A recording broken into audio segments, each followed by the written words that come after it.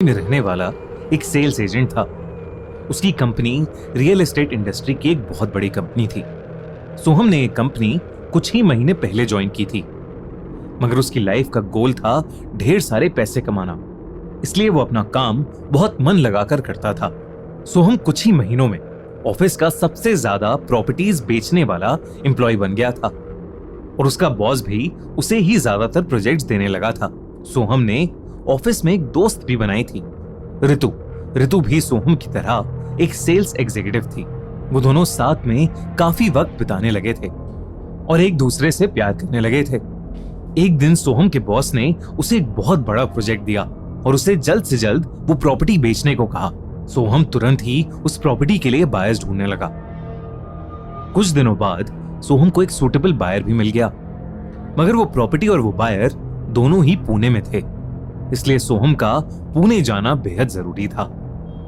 ये सोचकर सोहम थोड़ा परेशान हो गया, क्योंकि 2 दिन में ऋतु का बर्थडे भी था। सोहम ने प्लान बनाया कि वो ऋतु को क्लाइंट से मिलवाने के बहाने अपने साथ पुणे ले जाएगा और जब ऋतु और सोहम उस प्रॉपर्टी में पहुंचेंगे तब सोहम उसे वहां एक सरप्राइज देगा। उसने बिल्कुल वैसा ही किया। ऋतु के बर्थडे ईव पर सोहम उसे लेकर पुणे निकल गया। वो दोनों खूब एंजॉय करते हुए जा रहे थे। सोहम ने मुंबई पुणे एक्सप्रेसवे लिया। रोड को बिल्कुल खाली पाकर वो बहुत एक्साइटेड हो गया। वो गाड़ी बहुत तेज स्पीड में चलाने लगा और ऋतु ने भी म्यूजिक की वॉल्यूम बढ़ा दी। उस खाली एक्सप्रेसवे पर सोहम की गाड़ी की स्पीड बढ़ती ही जा रही थी। उसने देखा कि आगे एक टनल आने वाला है, तो उसने स्पीड और बढ़ा दी और मजे मजे में गाड़ी की हेडलाइट डिम कर दी। टनल के लाइट्स और गाड़ियों की डिम रोशनी में वो टनल और भी ज्यादा शांत लग रहा था और उनकी गाड़ी का वो म्यूजिक पूरे टनल में गूंज रहा था। एक्साइटमेंट में सोहम ने गाड़ी और ज्यादा तेज कर दी, पर तभी उसे दिखा कि गाड़ी के सामने एक केसरी रंग की पुरानी साड़ी पहने एक औरत खड़ी है। तेज स्पीड में होने की वजह से सोहम उस गाड़ी को रोक नहीं पाया और वो गाड़ी उस औरत पर चढ़ गई। सोहम ने अचानक से ब्रेक लगाई और शॉक में 2 मिनट गाड़ी में ही बैठा रहा। उसके बाद वो और ऋतु तुरंत गाड़ी से बाहर आए और उस औरत की बॉडी को ढूंढने लगे, मगर सड़क पर कुछ भी नहीं था, बल्कि पूरे टनल में भी उन्हें कोई नहीं दिख रहा था। बस एक बहुत ही अजीब सी शांति थी। सोहम काफी परेशान हो गया, मगर ऋतु ने उसे शांत किया और कहा कि हो सकता है कि अंधेरे में उसे कुछ वहम हो गया होगा। वो दोनों ये बात कर ही रहे थे कि सोहम ने देखा 12 बज चुके थे। ऋतु का बर्थडे शुरू हो गया था। सोहम ने अपनी सारी चिंताएं साइड रखी और ऋतु को खुशी से हग करने लगा। उसने गाड़ी की डिग्गी खोली और उसमें ऋतु के लिए केक था। ऋतु उस केक को देखकर बहुत खुश हो गई। वो केक काटने ही वाली थी कि अचानक वो एक स्टैचू सी वहीं जम गई। सोहम ने ऋतु को पुकारा, उसे हिलाया, लेकिन ऋतु कुछ रिएक्ट ही नहीं कर रही थी। सोहम को कुछ समझ नहीं आया कि आखिर हुआ क्या, लेकिन जब उसने गाड़ी के साइड मिरर में देखा तो उसकी रूह कांप गई। उसे ऋतु के पीछे केसरी रंग की साड़ी पहने वही औरत खड़ी दिख रही थी जिस पर कुछ देर पहले सोहम ने गाड़ी चला दी थी। वो औरत खून से लथपथ थी और उसका पूरा चेहरा एक्सीडेंट की वजह से बिगड़ चुका था। उसके कंचे जैसी आंखों से वो ऋतु को घूरे जा रही थी। सबसे डरा देने वाली बात तो ये थी कि वो औरत असल में दिख ही नहीं रही थी, सिर्फ गाड़ी के साइड मिरर के शीशे में दिख रही थी। अचानक ऋतु का पूरा शरीर कपकपाने लगा। उसका चेहरा नीला पड़ गया और नाक, मुंह और आंखों से खून आने लगा। बिल्कुल ऐसा लग रहा था जैसे ऋतु पर किसी ने कब्जा कर लिया हो।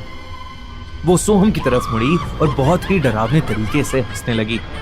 सोहम उसे देखकर बेहद घबरा गया और भागकर गाड़ी में बैठ गया। उसने गाड़ी स्टार्ट की और वहां से तुरंत निकल गया। उसे कुछ भी समझ नहीं आ रहा था कि आखिर उसके साथ अभी हुआ क्या है। वो डर के मारे गाड़ी चलाते हुए रोने लगा। उसने अपना फोन निकाला और तुरंत पुलिस को कॉल लगाया, इससे पहले कि वो किसी से कुछ कह पाता। उसने देखा कि वो गाड़ी चलाता हुआ वहीं पहुंच गया था जहां उसने ऋतु को छोड़ा था। ऋतु वहीं बैठी रो रही थी। ये देखकर सोहम को लगा कि शायद ऋतु अब ठीक हो गई थी। वो तुरंत गाड़ी से निकला और ऋतु को पुकारने लगा। ऋतु ने सोहम को देखा और तुरंत दौड़कर उसके गले लग गई। सोहम ने उससे पूछा कि आखिर उसे हुआ क्या था, मगर वो कुछ नहीं बोली।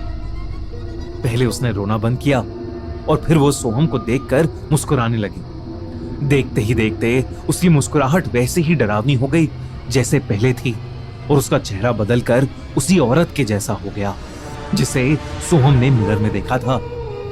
ऋतु उस केसरी रंग की साड़ी वाली औरत में बदल चुकी थी। सोहम को अब समझ आ गया था कि उसका सामना किसी भयानक आत्मा से हो रहा है। इससे पहले कि सोहम कुछ कर पाता, उस औरत ने सोहम का गला पकड़ लिया और जोर से चिल्लाते हुए सोहम का गला दबाने लगी। सोहम को अपनी छाती में भी बहुत तेज दर्द होने लगा, जैसे अंदर से कोई उसके दिल पर दबाव डाल रहा हो। तभी पीछे से आ रहा एक ट्रक रुका और ड्राइवर ने जल्दी से बाहर निकलकर सोहम पर एक पाउडर जैसी चीज डाल दी, जिसके बाद वो औरत वहां से कहीं गायब हो गई। सोहम ने देखा कि ऋतु गाड़ी के बैक साइड में उस सड़क पर बेहोश पड़ी है। ट्रक ड्राइवर ने सोहम से कहा कि उन्हें जल्द से जल्द उस टनल से निकलना चाहिए। उस ट्रक ड्राइवर की मदद से सोहम ने बेहोश ऋतु को गाड़ी में बिठाया और वो लोग उस टनल से बाहर निकले।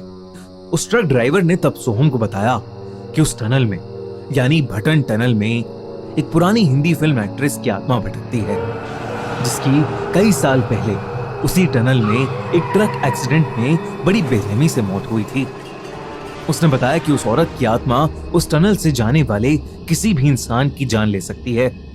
इतना ही नहीं, उसने कुछ महीनों पहले ही वहां एक ट्रक ड्राइवर की जान ली थी। उसने बताया कि उस औरत की आत्मा उस टनल से जाने वाले किसी भी इंसान को उस टनल में कैद कर लेती है और फिर उसकी जान ले लेती है।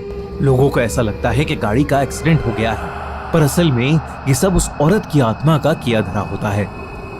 उसने कहा कि वो पाउडर जो उसने सोहम पर डाला था, वो एक तरह का भभूत था। उसने वो भभूत ऋतु के माथे पर भी लगाया और कुछ ही देर में ऋतु को भी होश आ गया। ऋतु को अपने साथ हुई घटना के बारे में कुछ भी याद नहीं था, लेकिन सोहम जानता था कि कैसे वो दोनों आज मौत के मुंह से बचे हैं। कई लोग कहते हैं कि मुंबई पुणे हाईवे का वो टनल हॉन्टेड है, और कई लोगों ने तो सोहम